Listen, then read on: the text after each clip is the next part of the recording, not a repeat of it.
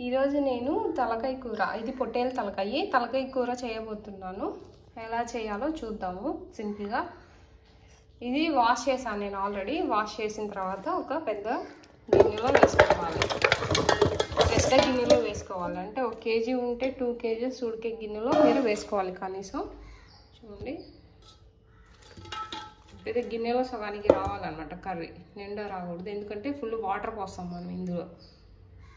Okay, ఇప్పుడు ఇందులో మనం కల్లుప్పు మీ టేస్ట్కి సరిపడా వేసుకోండి. నేనైతే ఎంత వేస్తున్నా ప్రజెంట్, చాలకపోతే చూసి వేసుకోవచ్చు కదా. ఉప్పు, నెక్స్ట్ ఇంగ్రీడియంట్ పసుపు, ఇది సంబార్ పొడి అంటారు, సంబార్ పసుపు అంటాము. నెక్స్ట్ కారం. సో ఇది కొద్ది కారం ఎక్కువ పడుతుంది, నేను ఒక గుప్పెడు వేస్తున్నాను కారం. సో కొంచెం టేస్ట్కి తగ్గట్టు, మీ టేస్ట్కి తగ్గట్టుగా వేసుకోండి, సరిపోతుంది. మేమైతే కొంచెం స్పైసెస్ తింటాం, అదిగాక ఇది తలకాయ కూరకి కొంచెం స్పైసెస్ ఉండాలి, అప్పుడే ఇది టేస్ట్గా ఉంటుంది, చాలా బాగుంటుంది. కాబట్టి నేను దీనికి కొద్దిగా ఎక్కువగానే కారం వేసాను. ఇది సంబార్ కారం అంటారు కదా, మసాలా కారం.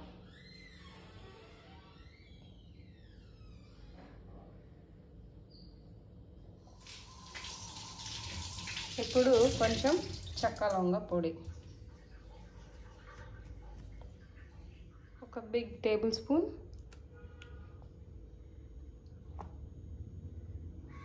ఒక 2 స్పూన్స్ అల్లం చిల్లిపాయ పేస్ట్ సరిపోతుంది. నెక్స్ట్ ధనియాల పొడి కూడా కొంచెం చూసుకొని వేసుకోండి, మీ టేస్ట్ తగ్గట్టుగా. మసాలాలన్నీ మీ టేస్ట్కి తగ్గట్టుగా వేసుకోవాలి. సో వేసాను ఇప్పుడు ఇందులో అన్నీ వేసేసాము. ఉప్పు, కారం, పసుపు, అల్లం చిల్లిపాయ పేస్ట్, ధనియాల పొడి, చెక్క లవంగ పొడి అన్నీ వేసాము. ఇప్పుడు దీనిలో కొద్దిగా ఆయిల్ కూడా వేద్దాం. ఇందులో నేను ఇప్పుడు ఈ ఆలివ్ ఆయిల్ వేస్తున్నాను. ఈ ఆలివ్ ఆయిల్ ఒక 2 గంటలు లేదా 3 గంటలు వేసుకొని ఇది మొత్తం కలిపేసుకొని స్టవ్ పైన పెట్టుకోవాలన్నమాట. సో నేను 2 హ్యాండ్స్ ఫుల్ పోస్తున్నాను, చూడండి.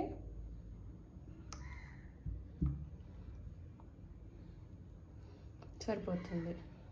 సో ఇప్పుడు అన్నీ వేసేసాము, దీన్ని బాగా కలుపుకోవాలి ఇప్పుడు. సో వీటిని బాగా కలుపుకోవాలి.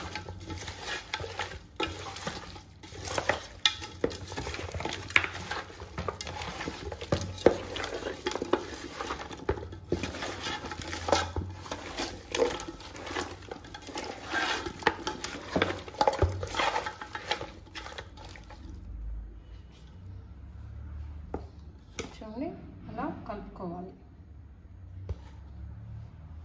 సో స్టవ్ పైన పెట్టేసుకొని మూత పెట్టుకోవాలి. సో ఇది ఒక 10 మినిట్స్ ఉడకాలి. ఉడికి ఆయిల్ కొద్దిగా పైకి వస్తున్నప్పుడు మనకి గిన్నె నిండా వాటర్ పోసుకొని దీన్ని ఉడకబెట్టుకోవాలన్నమాట. సో చూడండి ఇట్లా వస్తాయి. ఇది వాటర్ ఎక్కువ ఉండవు కాబట్టి తలకాయలో వాటర్ ఊరవు మనకి, మటన్లో ఊరినట్టు. సో కొద్దిగా ఊరి చూసారా. సో ఒకసారి దీన్ని కలబెట్టేసుకొని పైకి కిందకి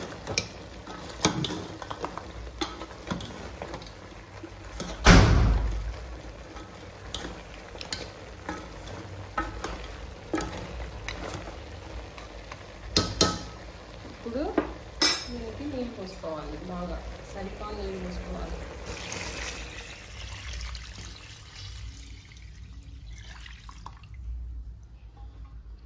చూసారా, ముక్క మునిగిపోవాలి, ముక్క బయటికి కలపకూడదు.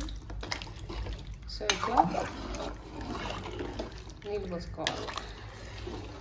పోసుకొని మంట హైలో పెట్టేసుకొని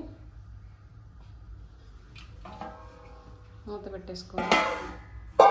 సో ఇదంతా బాగా మగ్గాలన్నమాట. హాఫ్ అయిపోవాలి, వాటర్ అంతా పోసిన నీళ్ళన్నీ సగానికి వచ్చినాక దీన్ని ఉడకబెట్టుకోవాలి. సో కొంచెం కరివేపాకు కూడా వేసేసుకొని దీనిలో బాగా మరగబెట్టుకోవాలి.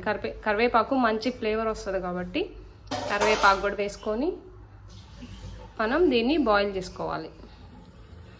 సో ఇది ఉడుకుతుంది మన తలకాయ కూర. సో ఇది పొంగొచ్చింది చూడండి. పొంగొచ్చినప్పుడు మూత తీసేసుకొని అప్పుడు ఇంకా ఉడకపెట్టుకోవాలన్నమాట. మూత పెడితే పొంగి ఇదంతా పోతుంది, దానిలో మసాలాలన్నీ బయటకు వెళ్ళిపోతాయి కాబట్టి. సో పొంగి రాగానే మూత తీసేసుకొని బాగా ఉడకనివ్వండి. ఇదంతా సగం అయిపోవాలి. ఇంకా పెద్ద మంట అవసరం లేదు, కొద్దిగా మీడియం ఫ్లేమ్లో పెట్టేసుకొని ఉడకనివ్వాలి.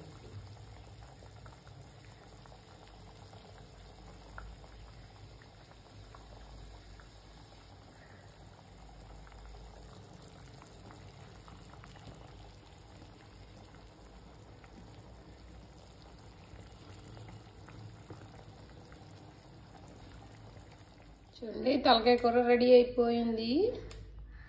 చూడండి ఇంకిపోయింది అంతా. సో ఇది ఉడికేటప్పుడే మనం ఇది బ్రెయిన్ ఇది కూడా వేసేసుకొని ఒక్క 5 మినిట్స్లో మనం ఇది ఆఫ్ చేసుకుంటే అయిపోతుంది. చూడండి అయిపోయింది బోటి కర్రీ. ఏం వేయనవసరం లేదు, చూసారు కదా, కొంచెం సింపుల్ ఇంగ్రీడియంట్స్ తోటి.